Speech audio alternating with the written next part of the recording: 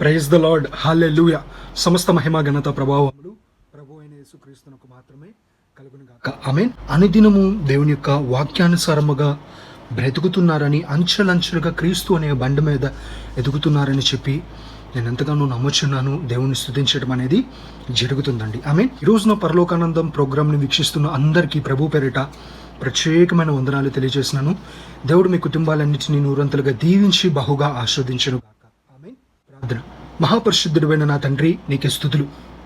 నీ వాక్కును వినుటకు నీ బిడ్డలమే మేమందరమును సిద్ధముగా ఉంటుండగా నాతో మాతో బహుసూటిగా స్పష్టముగా ముఖాముఖిగా మీరే మాట్లాడి మా జీవితంలో గొప్ప కార్యాన్ని జరిగించి సమస్త మహిమ ఘనత ప్రభావం నీవు మాత్రమే పొందమని క్రీస్తు నామములో అడుగుచున్నాం తండ్రి.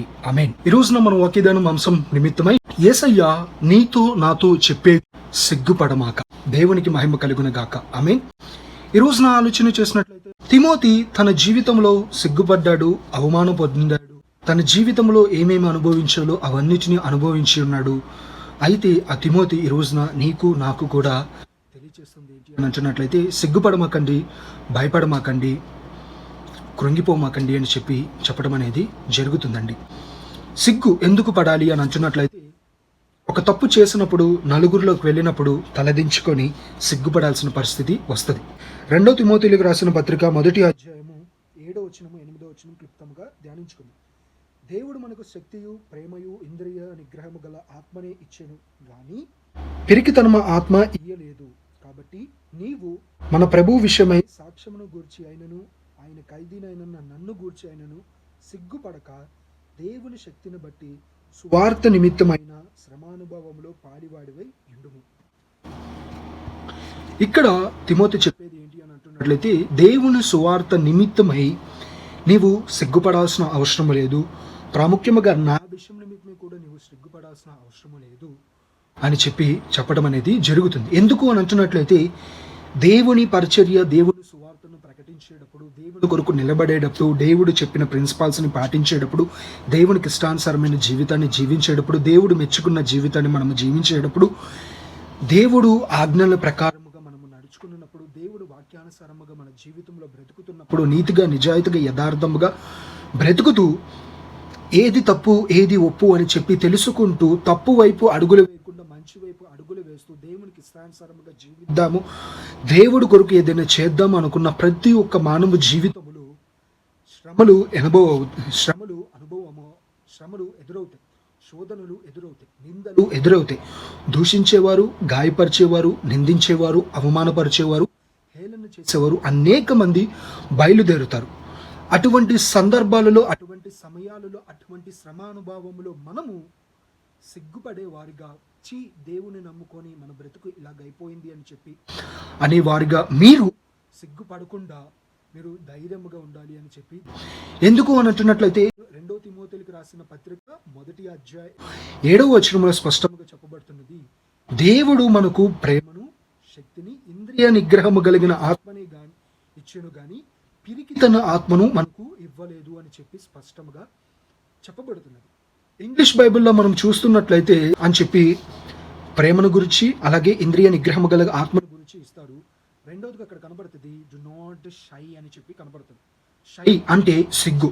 ఇక్కడ పిరికితనము అని తెలుగు బైబిల్లో కనబడుతుంది. ఇంగ్లీష్ బైబిల్లో చూస్తున్నట్లయితే షై అని స్పష్టంగా కనబడుతుంది. అంటే సిగ్గుపడమాకండి అని తెలియచేయడం అనేది జరుగుతుందండి. ఈ రోజున నీ జీవితంలో ఏ విషయం నిమిత్తమే సిగ్గుపడుతున్నావా, ఆ విషయాల నిమిత్తమే నీవు సిగ్గుపడాల్సిన అవసరము లేదు. ఎందుకు అని అంటున్నట్లయితే, ఒక ఆయన ఉన్నాడు, ఆయన నీ తప్పులను క్షమిస్తాడు, నిన్ను ఉన్నతముగా తలగా దేవుడు నిలబెడతాడు అనే విషయాన్ని సమయం అందరూ గ్రహించండి. ఈ రోజున ఆలోచన చేసినట్లయితే, దేవుని వాక్యానుసారముగా అడుగులు వేయాలి, దేవుని కొరకు నిలబడాలని, దేవుని పరిచర్యలలో ఎదురయ్యే శ్రమ అనుభవాల విషయం నిమిత్తమే సిగ్గుపడమాకండి అని ఈ యొక్క విషయం నిమిత్తమే తిమోతి చెప్తున్నాడు. అయితే కొన్ని విషయాలలో సిగ్గుపడాలి.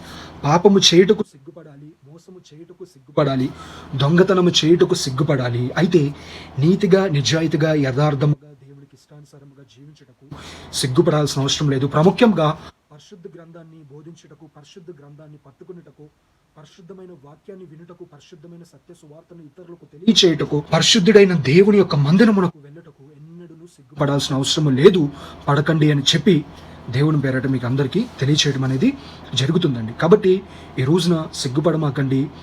యేసయ్య నీతో నాతో చెప్పేది, సిగ్గుపడమాకండి. మీరేమీ తప్పు చేయట్లేదు, మీరేమీ పాపము చేయట్లేదు, మీరేమీ అన్యాయము చేయట్లేదు.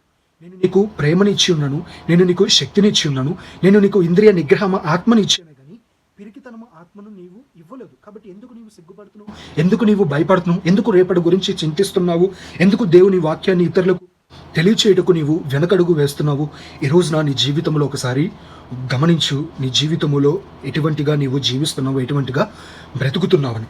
ఈ రోజున తెలిసి తెలియక తప్పులు చేసేసి, పొరపాటులు చేసేసి, అన్యాయములు చేసేసి, అక్రమాలు చేసేసి, మోసములు చేసేసి, దేవునికి అయిష్టానుసారమైన జీవితాన్ని చేసి నలుగురిలో వెళ్ళలేక, నలుగురిలో ప్రయాణం చేయలేక, నలుగురిలో కూర్చోలేక నీవు బ్రతుకుతూ అయ్యో సిగ్గుపడుతున్నాని అని చెప్పి ఇలా తలకే దించుకొని వాపోయే వ్యక్తిగా నీవు ఉంటున్నట్లయితే ఈ రోజున దేవుని దగ్గరికి రా, క్షమాపణ అడుగు. దేవుణ్ణి అడిగినట్లయితే, దేవుడికి నీ సమస్త భారము ఆయనకి ఇచ్చినట్లయితే తప్పనిసరిగా ఆయన నిన్ను ఆదుకుంటాడు. నీ సిగ్గు నుండి, నీ అవమానము నుండి, నీ హేళన నుంచి ఆయన బయటికి నడిపిస్తాడు, విడిపిస్తాడు అనే విషయాన్ని గ్రహించండి. ప్రాముఖ్యముగా ఈ సత్యమైన సువార్తను ప్రకటించే విషయము నిమిత్తమే సిగ్గుపడాల్సిన అవసరం లేదు. ఒకవేళ సిగ్గుపడాల్సిన అవసరం వచ్చిందేమో, నలుగురిలో తిట్టారేమో, దూషించారేమో, లేనిపోయిన మాటలు అన్నారేమో, సిగ్గుపడమాక. ఆ శ్రమ అనుభవాల విషయం నిమిత్తమే విసుక్కునేవారుగా, ఇటువంటి పిలుపు కోసమా నేను వచ్చింది, ఇటువంటి సేవా పరిచర్య కోసమా నేను వచ్చింది, ఇటువంటి దానికోసమా నేను దేవుని నమ్ముకుంది అని చెప్పి అనే వ్యక్తిగా కాకుండా, ఎన్ని శ్రమలు వచ్చినా సరే, ప్రతి సమస్య, ప్రతి శ్రమ నాకు వచ్చింది అని అంటున్నట్లయితే అది నా దేవుడే నా జీవితంలోనికి అనుభవించాడు. ప్రాముఖ్యముగా దేవుడు అంత శ్రమలు నేనేమీ పొందలేదు కదా, ఒక తిమోతి అంత శ్రమల అనుభవంలోనికి నేను వెళ్ళలేదు కదా, ఒక పౌలు జీవితంలో చెరసాలలో అనుభవించిన జీవితాన్ని నేను జీవించలేదు కదా. మరి నాకు వచ్చిన తప్పులు ఎటువంటివి, నాకు వచ్చిన నిందలు ఎటువంటివి, నా జీవితంలో ఎదురైన శ్రమలు ఎటువంటివి, అవన్నీ తాత్కాలికమే కదా. శ్రమలో నేను అతనికి తోడై ఉండేదను, అతన్ని విడిపించి అతను గొప్ప చేసేదను, దీర్ఘాయుష్యవంతుడిగా అతనిని దీవించేదను అని చెప్పి దేవుని వాక్యము చెప్పబడి ఉన్నది కదా. శ్రమల్లో నన్ను విడిపిస్తానన్నాడు కదా. అంటే నేను శ్రమలో వెళ్తానని ఆయనకు తెలుసు, తెలిసే ఆయన నన్ను విడిపిస్తాడని నాకు వాగ్దానం చేశాడు కదా. ఇటువంటి విశ్వాసము, ఇటువంటి నిరీక్షణ, ఇటువంటి మాటలను నువ్వు ఎందుకు గుర్తు చేసుకోకూడదు? ఒకసారి నీ జీవితంలో పరీక్షించుకున్నట్లయితే తప్పనిసరిగా జవాబు నీకు అందుతుంది అనే విషయాన్ని సమూహనందన గ్రహించండి. ఈ రోజున యేసయ్య నీతో నాతో చెప్పేది, సిగ్గుపడమాక.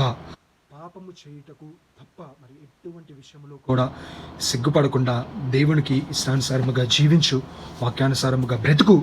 మర్చిపోమాక, దేవుడు నీకు శక్తియు, ప్రేమయు, ఇంద్రియ నిగ్రహము ఆత్మని ఇచ్చాడు, పిరికితనపు ఆత్మను ఇవ్వలేదు. కాబట్టి ఏ విషయం నిమిత్తమై భయపడకుండా స్వతంత్రుడిగా నీవు ఉండు.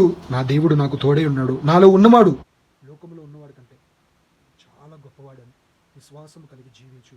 అద్భుతాన్ని నీ జీవితంలో చూస్తావు. ఆమె ప్రార్థన. మహాపరిశుద్ధుడైన మా ప్రేమ కలిగిన తండ్రి, నీకు స్తుతులు. ఈ రోజున నాతో మాతో మాట్లాడిన దేవా, నీకు వందనాలు.